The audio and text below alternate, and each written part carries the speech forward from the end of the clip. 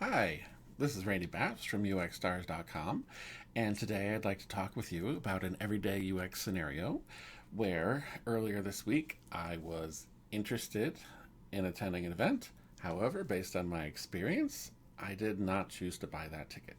So when we think about UX and we think about ROI or return on investment, there can be a very strong connection between the two. Now, you can see on the left, I saw a post about a conference topic that I was very interested in. I love learning more about usability. And so I wanted to go and register for that event, or at least look into it, on the World Usability Congress website. All right, not everything went quite as I expected it to. Nothing I'm saying here reflects on the speaker. This is, as far to my knowledge, not a website he maintains. He's just a speaker at this event. But I felt like this was a good learning experience. So I have higher expectations when an entity is going to charge for events, has common tasks like event registration. We've been there, done that. We should have a pretty streamlined process for registering people for an event right now. And number three is a source that propagates UX practices. Okay, so let's start with this post here. Happy to announce the event topic, register here, right? So in terms of thinking about jobs to be done, or more simply, the task that I want to accomplish, I would like to register, okay? So I went ahead and clicked on this link here, and let's see what happens.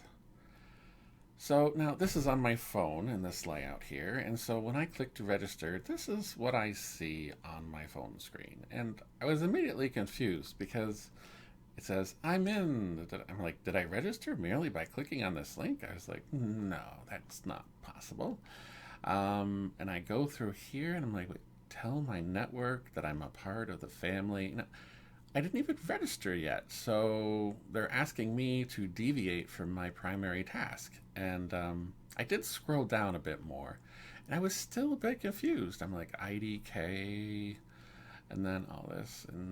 And I don't see any button that says register, right? Except I do see this word that says register. However, that's like not a button. I figured out finally that this is the button that I'm supposed to be clicking, the view prices button. And so not only is this primary call to action button not emphasized, it's actually like transparent.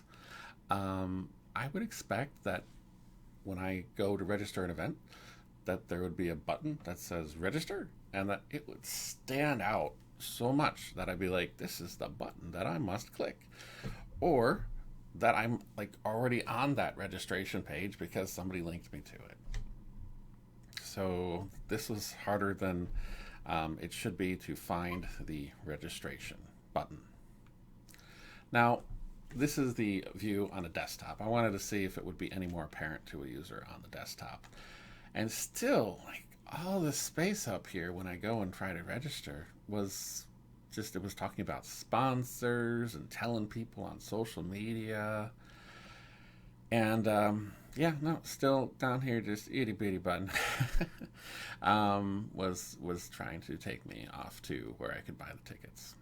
Right, and again, a transparent button. I can't think of a case where I've used a transparent button, and I don't know. I have to think that that's a practice that I would avoid, especially for a primary button. And so when I do end up on the tickets page, I see these three different options, and I was rather confused because, okay, one, there's nothing really telling me any difference. Content only versus conference ticket versus combo ticket. Well, it didn't make a lot of sense to me, or whatnot.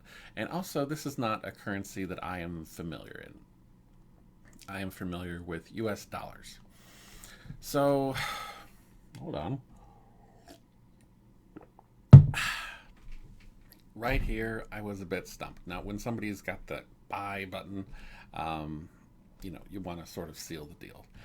Now, what I thought was interesting is that in a different section of the site off of the tickets page, somebody went through a lot of effort to make a version of this that is a lot more clear about what is what. Now, of course, there were learn more buttons, but you should have like a little bit more differentiating things. So let me show you a different section of the website. Much more clear. Here you've got your bulleted points and really summarizing, what the differences are for both of the things, right? Great. Now, notice something else here too. It says access to this year's online event. Okay, remember that for when we go forward in the future because I got a little bit confused again. Now, I went further into the process to see if actually on a purchasing page it would go through something to help me convert things to dollars, and still nothing. I'm not really sure how much this thing costs. And right now, as a user, I was getting a bit frustrated, and so I didn't feel like going that extra mile to go to another website to try to convert all this. So I started looking through the FAQ to see if I could get a little bit more clarification. At this point, I had been confused if this was like just okay, come and like there's a dinner and actually a real conference, because we all know this year a lot of people are trying to avoid person-to-person contact, right? And so I'm looking through this here and it says we don't have digital tickets this year. And I'm like, say what? Like, I could have sworn you said this was like a digital online event, but you don't have digital tickets. And so I'm still a little confused about what they're getting at here. For a little while, I was concerned that this was just an in-person event only, but other things that I've read on the website don't indicate that. It sounds like you can attend this online. I've seen the word online. So, you have to look at your copy and make sure that you're not having something in there that could be taken the wrong way. So, in summary, you've got to respect the user's primary task. In this case, somebody wanted to register. Don't go asking them to go and shout from the mountaintops that they are coming to your event before they've even finished the registration process. You could easily ask them to do that after they finish the registration process, right? You got to emphasize the primary button or buttons on the page, right? Otherwise, people are going to have a harder time finding them. If you want something to be that button somebody clicks on, you got to call more attention to it.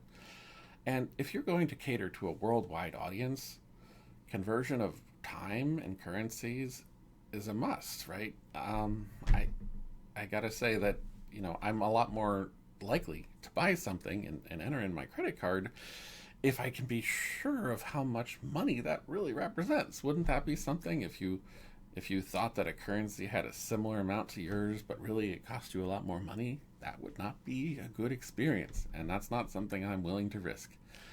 All right, and so also look at your copy on your webpage, right? Something like this can be perceived the wrong way, and it can, confuse and muddy the waters, right? So have somebody else go through and look at your website and think, could somebody misinterpret this? All right. I hope this helps and gave you some good examples to work off of. Until next time, see you at uxstars.com. Bye.